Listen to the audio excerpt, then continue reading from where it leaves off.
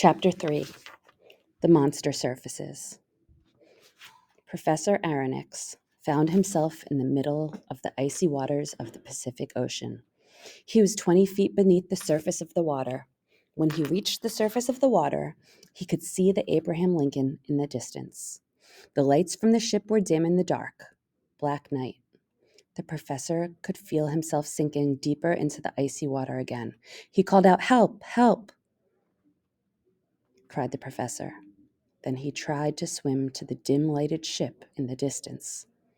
"It's no use," thought the professor. "They cannot hear me."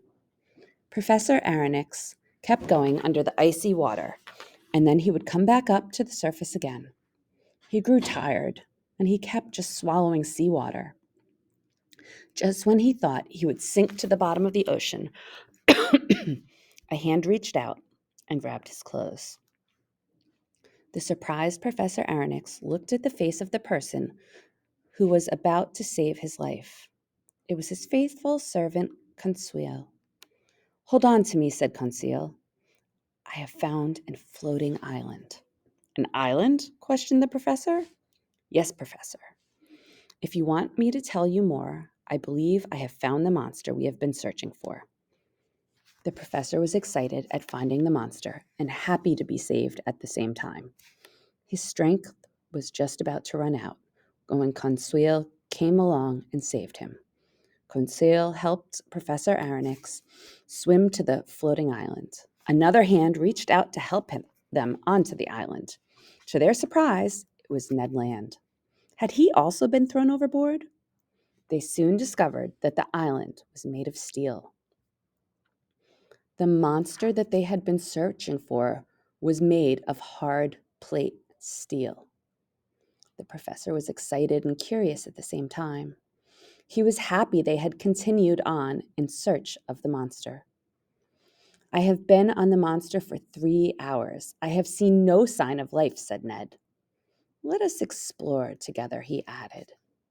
The three men began to explore the surface of the steel monster. The professor, Conseil, and Ned walked about, hoping to find some signs of life on the floating island. Some time had gone by when they felt a sudden motion. The monster began to move slowly through the icy waters. It was a long night for the three of them. They held on tightly to the monster for fear of being thrown into the sea. All they could do was hold on tight and wait. The motion did not stop. Their only hope was that the monster would not go beneath the surface of the water. It was a very long, cold night for them. Morning came. All of a sudden, the motion of the steel monster came to a stop.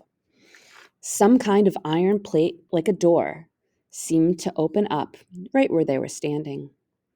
8 men of great strength dragged them down into the monster. The move down into the monster was so fast that they hardly knew what hit them. They were taken to a dark place. They had no idea where they were or why they were there. After a while, a bright light went on. No sounds could be heard. The 3 men had no idea whether the monster was in motion or not.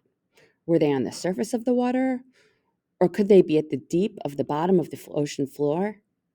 Sometime later, a door opened. 2 men appeared. They looked closely at the faces before them. Ned and the professor tried to talk to the 2 men, but they didn't seem to understand what was being said. In a little while, the 2 men left without saying a word. Ned, Conseil, and the professor spent much time sleeping. After they woke, they spent a good deal of time talking. Ned became angry. He did not like being kept prisoner without knowing who his keepers were. Ned was not a patient man.